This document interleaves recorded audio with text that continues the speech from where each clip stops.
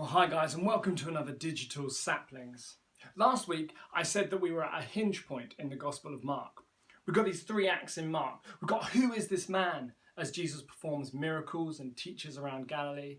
Then we've got this man as the Messiah in the middle, and then this man must die toward the end. Last week, we heard that Peter said, "You are the Messiah," to Jesus. This week, we're going to hear what God says. We pick up the story with Jesus taking John, James and Peter, his three closest friends, his three closest disciples, up a high mountain.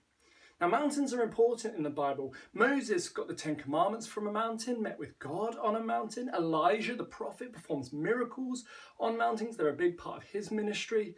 Mountains are important. When holy men go up mountains, holy things happen. So Jesus goes up this mountain with Peter, James and John, and something holy happens.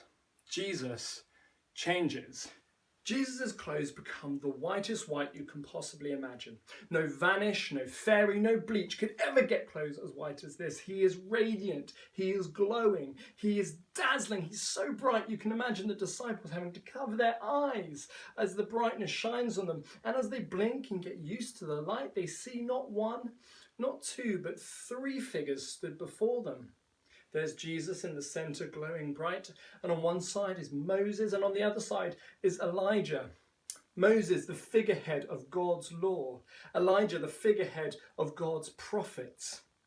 Law and prophets, the Old Testament here with Jesus, the figurehead of the New Testament, the central character of the Bible. Jesus is greater than the law and the prophets, and they're just talking together.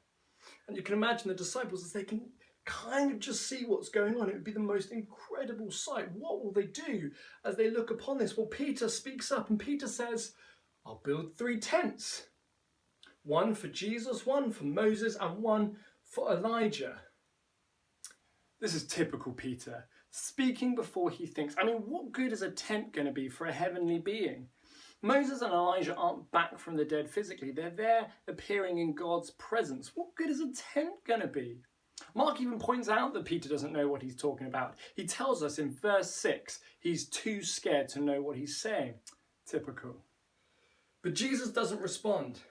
Instead, a cloud comes in over the mountain. Now, the cloud is important because in the Old Testament, the cloud was a sign of God's presence. In the desert, the Israelites were led by a cloud of God's presence. When they built the temple, it was filled with a cloud of God's presence. And here, on top of this mountain, a cloud comes of God's presence. And out of that cloud comes a voice. "This is my beloved Son.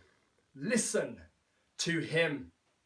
And suddenly, everything was normal again. Jesus was normal again. His clothes were no longer glowing. Moses and Elijah had disappeared. They were alone. Just the 4 of them. James, John, Jesus, Peter. Just normal. And as they're heading down the mountain, Jesus instructs the disciples not to tell anyone. He's not come to be the present king. His time for glory is not yet. He doesn't want to be lifted up onto everyone's shoulders like the people's champion.